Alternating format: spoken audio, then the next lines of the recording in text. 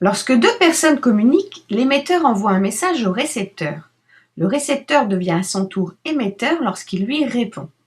C'est la réaction et réponse faite au message que l'on appelle le feedback.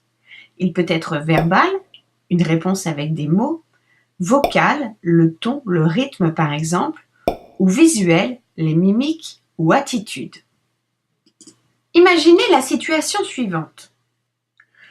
Alors, pour changer la pièce défectueuse, tu fais blablabla, blablabla, blablabla, et puis blablabla, blablabla, alors blablabla, blablabla, blablabla, et en 2 minutes, c'est fait. Que pensez-vous si le récepteur dit « Ouh, ça m'a l'air bien trop compliqué pour moi ».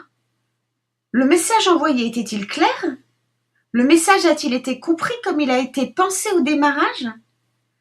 C'est dans la réponse que l'on nous fait que l'on se rend compte si notre message a été compris comme on le voulait ou non. Loi numéro 1, je sais ce que j'ai dit quand j'entends la réponse à ce que j'ai dit.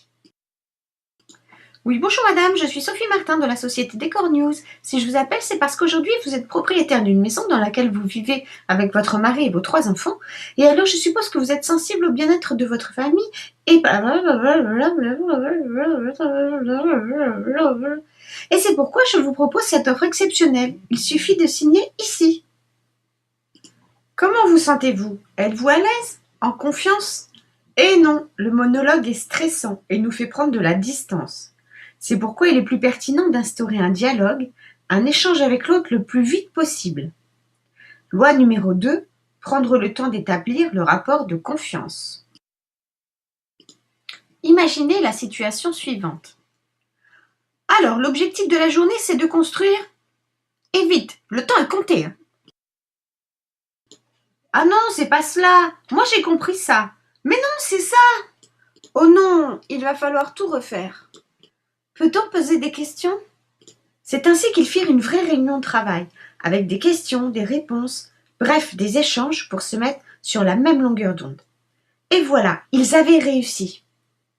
Finalement, on aurait commencé par échanger, on serait allé plus vite. Loi numéro 3, on pourrait se donner le temps nécessaire et suffisant pour gagner du temps. Et voilà, vous avez découvert ou revu les 3 premières lois du feedback. Loi numéro 1, la fermeture du circuit accroît la certitude de la transmission et de la compréhension des messages. Je sais ce que j'ai dit quand j'entends la réponse à ce que j'ai dit. Loi numéro 2, le feedback augmente la confiance de l'émetteur et du récepteur. C'est pourquoi il est important de créer un dialogue pour prendre le temps d'établir le rapport de confiance. Loi numéro 3, le prix du feedback est le temps. Et si l'on veut atteindre son but, ce temps est nécessaire. On pourrait se donner le temps nécessaire et suffisant pour gagner du temps.